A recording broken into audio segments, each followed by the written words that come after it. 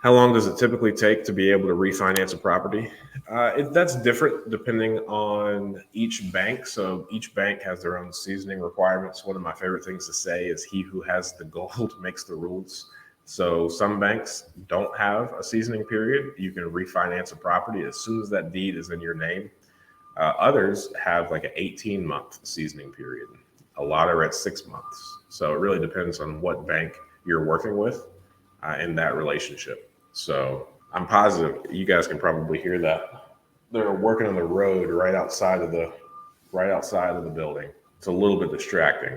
This is one of the main reasons why I don't like the Burr strategy is because it places a heavy emphasis and kind of a burden on the speed and the timing of things. And not all refinances are fast. Sometimes the refinance process takes a really long time. We've had a process take six. We've had a refinance take about 6 months at one point. So take that for what it's worth. Thanks for watching that clip. I thought that was a good question. And I think you can ask good questions too. Join us every Friday morning at 8 a.m. Eastern Standard Time for a live stream Q&A where we answer plenty of questions just like this one.